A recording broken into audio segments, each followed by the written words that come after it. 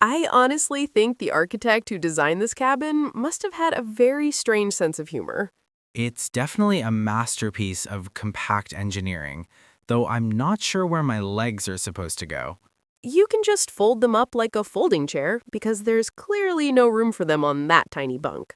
I'll try my best, but I suspect I'll be waking up with a very serious cramp in my left calf. Look at this little ladder. It's so small that I think only a child or a very agile cat could use it. Just be careful when you're climbing up there because I'd rather not spend the night in a local hospital. Oh, don't be so dramatic, Tom. I've climbed much higher things than a three-step wooden ladder. I'm just being realistic since we are currently on a moving train that seems to enjoy shaking quite a lot. The shaking is part of the charm, like being rocked to sleep by a giant metal grandmother. That's a very specific and slightly terrifying image to have in my head right before I try to sleep. Well, look out the window and tell me that the city lights don't look absolutely magical from here. They're starting to fade away now, and soon it'll just be us in the empty fields for the next 8 hours. That's exactly what I wanted. A total escape from the noise and the endless emails of the past month. It's certainly an escape, though I didn't realize the price of freedom was a room the size of a shoebox. Stop thinking about the square footage and start thinking about the adventure we're finally having. I'm trying to focus on the adventure, but my knees are currently making a very strong argument against it. Would you like me to make you some of that herbal tea I packed in my carry-on bag? If you can find a way to boil water without burning down the entire carriage, I would love a cup. I'll just use the hot water tap in the bathroom down the hall, so just sit tight for a minute. I don't think I have much of a choice since I'm already wedged between the wall and the suitcase. See, you're already getting settled in, even if you're doing it with a grumpy expression on your face. It's not a grumpy expression, it's a face of deep intellectual contemplation regarding our current situation. Whatever you say, Professor, but I know a Tom is uncomfortable face when I see one, after all these years. I suppose I can't hide much from you anymore, which is both a blessing and a bit of a curse. It's mostly a blessing, especially when it means I know exactly how much sugar you need in your tea. 2 spoons, as always, and try not to spill any on the only clean shirt I brought for this trip. I'll be as careful as a diamond thief, I promise, so just relax and listen to the rhythm of the wheels. I'll try, but the wheels sound like they're trying to tell me a very long and complicated story. Maybe they are, and if we stay awake long enough, we might actually understand what they're saying. I'd much rather understand the instructions for this heater, which seems to be blowing cold air on purpose. It's probably just vintage charm, Tom, or maybe it's testing our resilience before we reach the north. My resilience was already tested by the boarding process, so I'd really appreciate some actual warmth right now. I'll be back with the tea before you can even finish your next complaint about the lack of amenities. It's not a complaint, it's a series of highly relevant observations about our immediate environment. Call it whatever you want, but I'm going to find that hot water before the corridor gets any more crowded. I'll just sit here and contemplate the mysteries of the universe, or at least the mystery of this sliding door. Just don't lock yourself out because I don't think the conductor appreciates people wandering in their pajamas. I'll be a model passenger, I promise, provided the train stays on the tracks for the next 5 minutes. You worry too much, Tom, but I suppose that's why I brought the extra strong tea for you. Make sure it's hot enough to melt the ice that's currently forming on the inside of the window pane. You're being ridiculous, but I'll see what I can do to satisfy your very high standards for comfort. I'll be waiting right here, assuming I haven't been completely absorbed by this very small and lumpy mattress. Here is your tea, and I even managed to find a little biscuit at the bottom of my bag. You're a miracle worker, Sarah, and I'm starting to feel a bit more human now that I'm holding something warm. It's actually quite cozy in here now that the sun is completely gone and the reading lights are on. It feels like we're in a little submarine floating through the dark ocean of the countryside. I like that. It makes the whole journey feel a bit more cinematic and mysterious. Cinematic is one word for it, though I think claustrophobic might be a bit more accurate for some people. You've always been a bit of a homebody, so I knew this would be a bit of a challenge for you. I'm not a homebody. I just happen to enjoy things like stationary furniture and reliable central heating. We'll have all of that in a few days, so for now, let's just enjoy the fact that we're finally talking. We talk all the time, don't we? We're probably the most talkative people I know. We talk about work and we talk about the news, but we haven't really talked about us lately. I thought we were doing fine, just moving along at our own pace without any major issues. Moving along isn't the same as moving forward, Tom, and I think you know that as well as I do. I didn't realize this train ride was going to turn into a deep interrogation of our relationship status. It's not an interrogation. It's just that the silence of the night makes me think about things I usually ignore. Like what, for example, other than the lack of legroom and the flickering light in the corner? Like the way you always change the subject whenever I mention the future or making any kind of plan.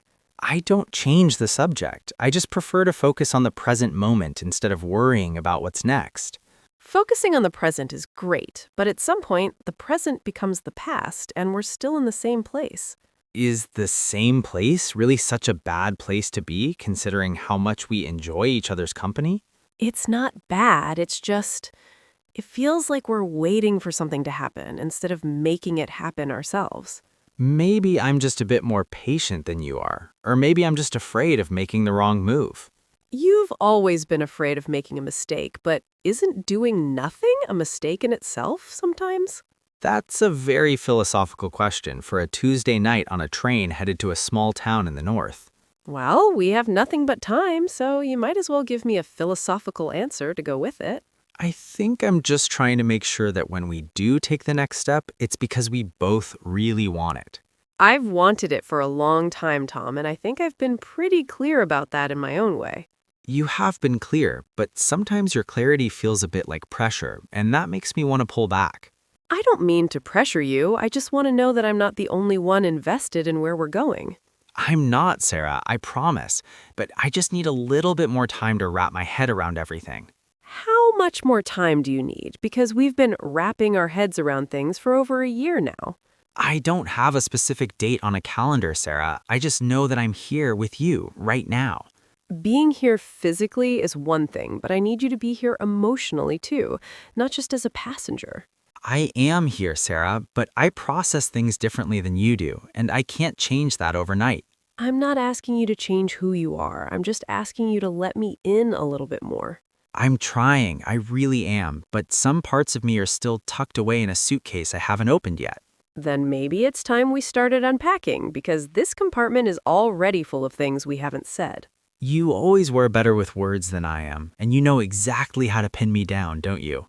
I'm not trying to pin you down. I'm trying to lift you up so you can see what I see. And what do you see when you look at me, sitting here in the dim light of a second-class carriage? I see a man who is incredibly kind and brilliant, but who is also his own worst enemy when it comes to happiness. That's a bit harsh, don't you think? I'm quite happy with my life most of the time. Being content is not the same as being happy, Tom, and I think you're settling for a lot less than you deserve. I deserve a good night's sleep, and I think we should probably try to get some before the sun comes up. Fine, let's drop it for now, but don't think for a second that this conversation is over. I never do, Sarah, because I know you never leave a stone unturned once you've decided to move it. Just try to get some rest. I'll turn off the main light and leave the small one on for a while. Thanks, and I'm sorry if I'm not being the easiest person to talk to right now. You're never the easiest person to talk to, but you're always the person I want to be talking to. That's probably the nicest thing anyone's ever said to me during an argument in a shoebox. It wasn't an argument, it was a calibration of expectations, and you know it. Calibration, interrogation, whatever it was, it certainly woke me up more than the tea did. Good, then maybe you'll actually remember some of it when we wake up tomorrow morning. I'll remember it, Sarah, I promise. But for now, I really need to close my eyes for a few minutes. Sleep well, Tom. I'll be right here if the submarine hits any icebergs in the middle of the night. I'll try, but I suspect the only icebergs we'll encounter are the ones you've hidden in your words. Tom? Tom, wake up! Did you feel that jolt? It felt like the whole train just jumped. What? I was just starting to actually drift off for a moment. The train, it just jolted really hard, and now we're slowing down quite rapidly. I feel it now. We're losing speed much faster than we should be for a normal station approach. Maybe we're just arriving at a station earlier than the schedule said we would? I don't think so, because I've been looking out the window and there's absolutely nothing but forest. You're right. We're coming to a full stop, and the engine sounds like it's completely died. That's not a good sign, especially since the lights just flickered and went out in the hallway. It's pitch black in here now. I can't even see my own hands in front of my face. Hang on, I have a small flashlight in my coat pocket. Let me just find it. There it is. Thank goodness for your habit of carrying emergency supplies everywhere you go. It finally paid off, though I'd prefer to be using it for a camping trip instead of a broken train. Do you hear that? The silence is so loud now that the hum of the engine has stopped. It's eerie, isn't it?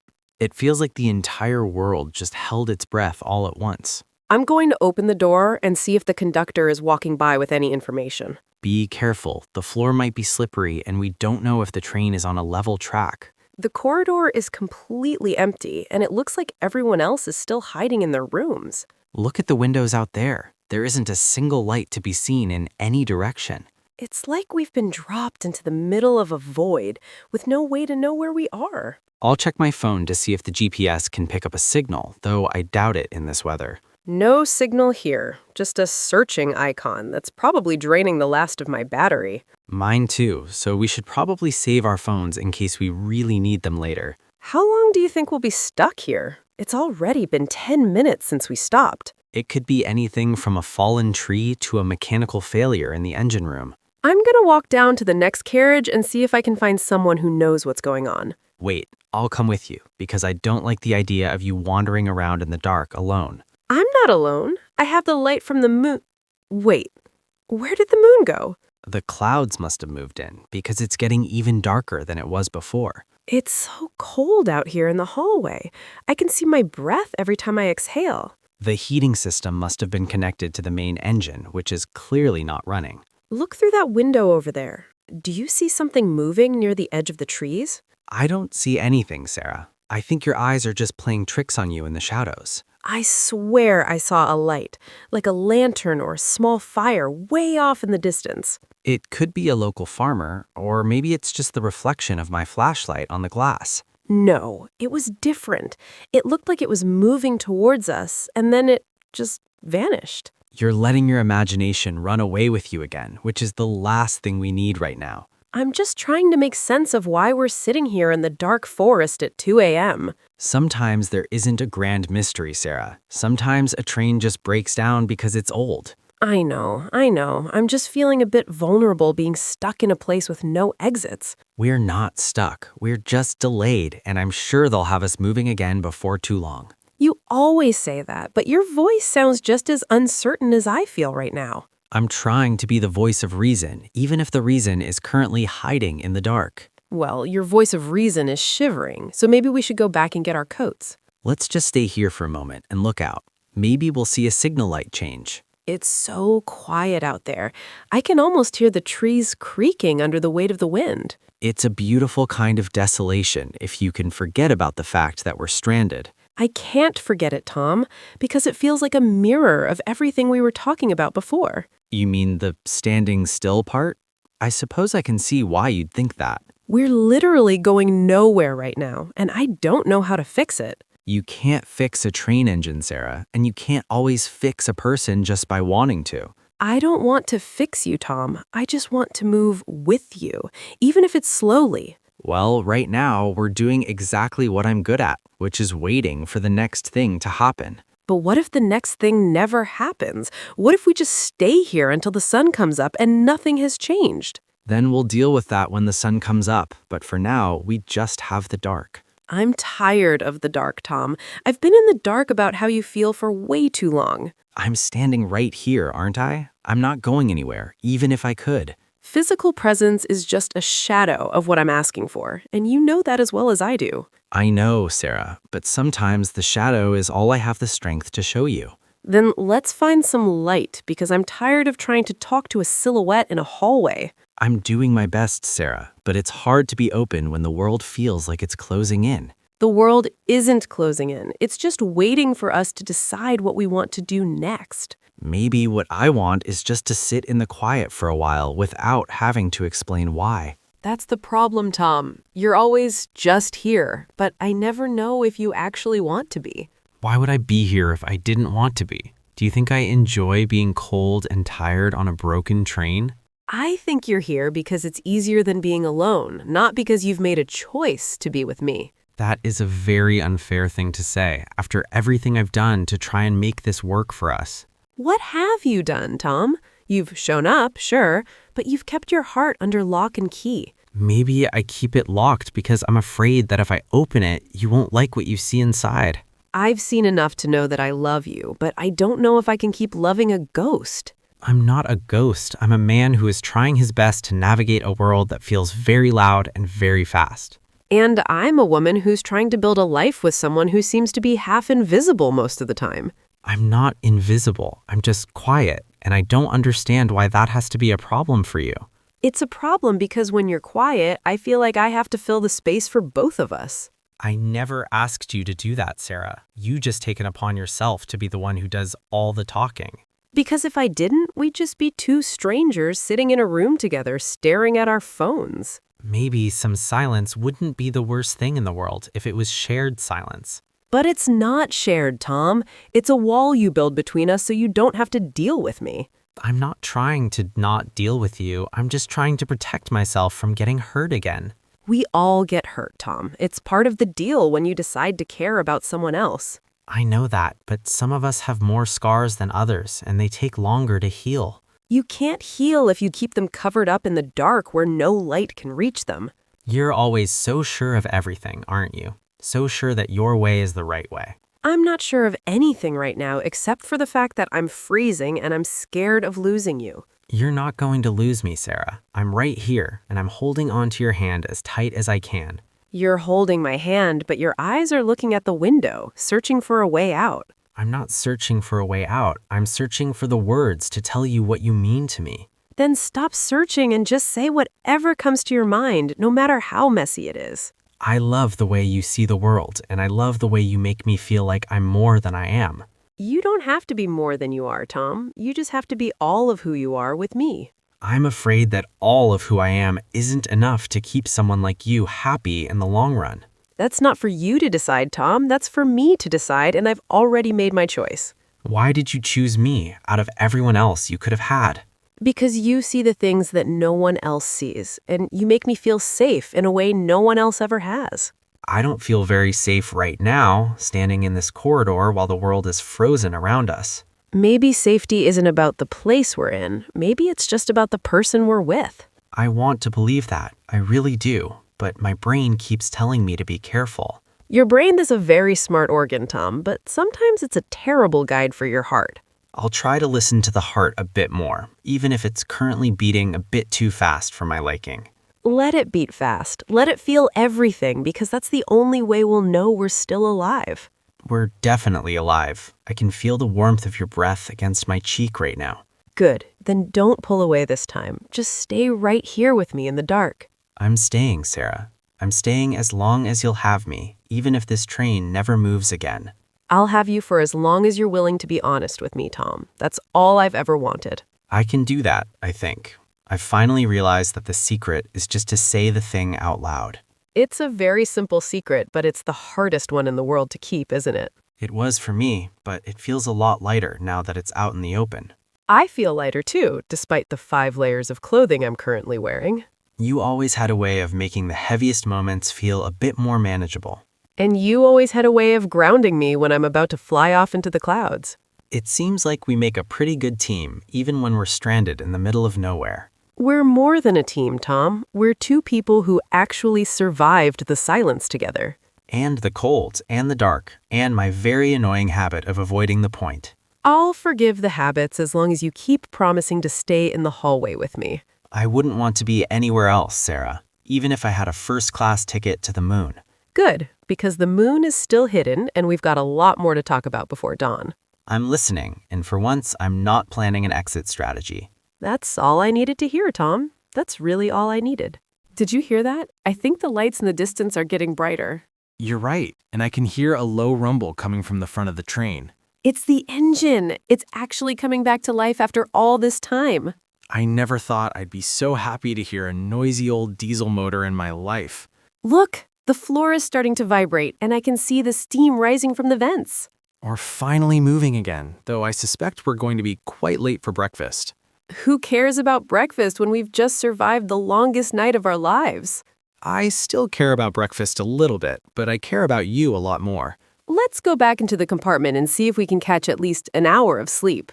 I don't think I can sleep now. The adrenaline is still pumping through my system. Then we'll just sit by the window and watch the world wake up together. That sounds like a much better plan than trying to squeeze back onto those bunks. Look at the sky. The gray is turning into a soft, pale pink over the horizon. It's beautiful. It looks like a watercolor painting that hasn't dried yet. I'm so glad we stepped out into the corridor, even if it was freezing. I am too, because I think we found something out there that we couldn't find in the room. We found our voices again, and I think that's worth a bit of a cold.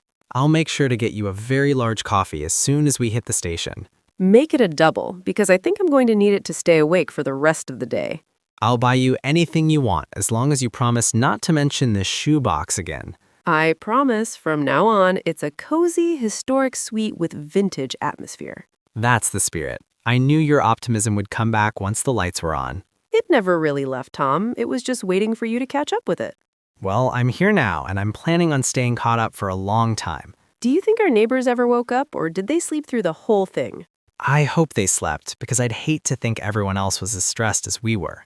I think we were the only ones brave enough, or crazy enough, to stand in the hallway. A bit of both, probably, but that's what makes us who we are, isn't it? I wouldn't have it any other way, Tom, even if it means a few more gray hairs. You don't have any gray hairs, Sarah, but I might have a few after tonight. They'll look very distinguished on you, like a wise old explorer. I don't feel very wise, but I do feel like I've learned something important. And what's that, if I may ask, before we reach our destination? That the journey is a lot easier when you stop trying to drive the train from the back seat. That's a very good lesson, Tom, and one I should probably learn too. We can learn it together, 1 mile at a time, as long as the tracks stay clear. I think the tracks are clearer than they've been in a very long time. I think you're right, and I'm looking forward to seeing where they take us. Me too, Tom. Me too. Look, there's the first sign of the town. We're almost there. It looks so peaceful in the morning light, like it's just waiting for us to arrive. We'll be there in 10 minutes, so let's start gathering our things. I'll get the bags. You just make sure you don't leave your flashlight behind. I've got it right here, though I hope I won't be needing it again for a while. You never know, Tom. Life is full of unexpected stops in the dark. As long as I have you to talk to, I think I'll be just fine with that. I'll hold you to that, even when we're back in a room with actual central heating. I'll hold myself to it, Sarah, because the dark was much too quiet without your voice. Then I'll keep talking, as long as you keep promising to listen. It's a deal, and it's the best one I've made in years. Ready to go? Ready as I'll ever be.